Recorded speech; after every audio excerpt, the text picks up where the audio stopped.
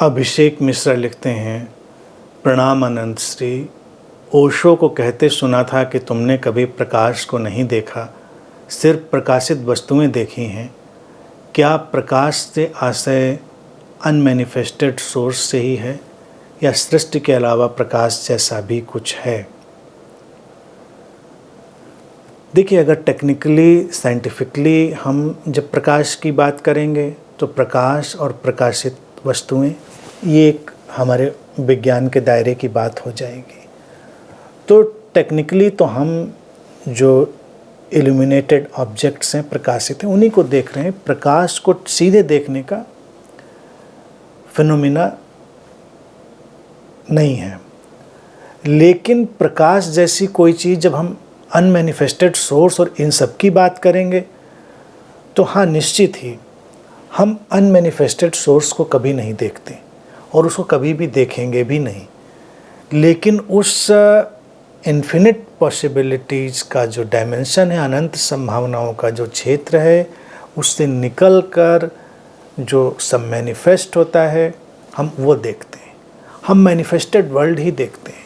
Unmanifest का अनुमान लगता है, अनमैनिफेस्ट है पीछे, और उसकी सुगंध हमको पता चलती है। जैसे जब मैं बोलता हूँ तो मेरे शब्द ही तो सुन रहे हैं सब ना, शब्द के पीछे का निशब्द थोड़े ही कोई सुन रहा है।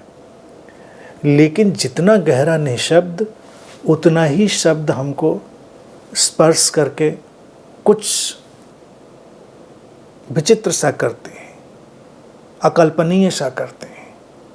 तो लगता है कि इन शब्दों के पीछे कुछ एक गहरी सत्ता होनी चाहिए। इसी तरह से जीवन में जो कुछ भी प्रकट हो रहा है, उसके पीछे अप्रकट का एक बहुत बड़ा डायमेंशन है।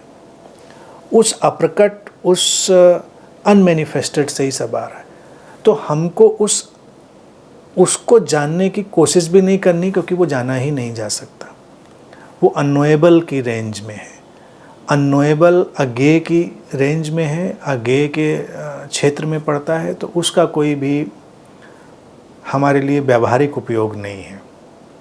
लेकिन इतना तय है, आज हम अपने इस बुद्धि और इस समझ के माध्यम से जानते हैं कि इतना सब कुछ जो हमारे जीवन में प्रकट हुआ है, वो बिना किसी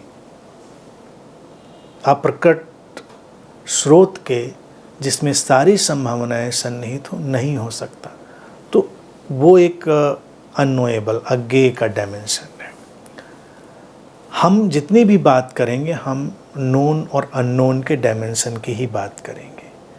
कोई भी कहीं भी, तो जिनको हम प्रकाशित वस्तुएं भी कहते हैं या प्रकाशित विचार कह लें, प्रकाशित शब्द कह लें, वो भी हमेशा नोन और अननोन के डायमेंशन, यानी कि ज्ञात और अज्ञात के आयाम से ही होंगे। अज्ञेय के जितने निकट से वो हमारे सामने आएंगे, उतने ही वो चमत्कारिक, आकर्षक और सुंदर लगेंगे। तो ये बस जीवन में चलता है। बाकी तो बहुत सारी फिलोसफिकल बातों में उलझने का कोई मतलब ही नहीं।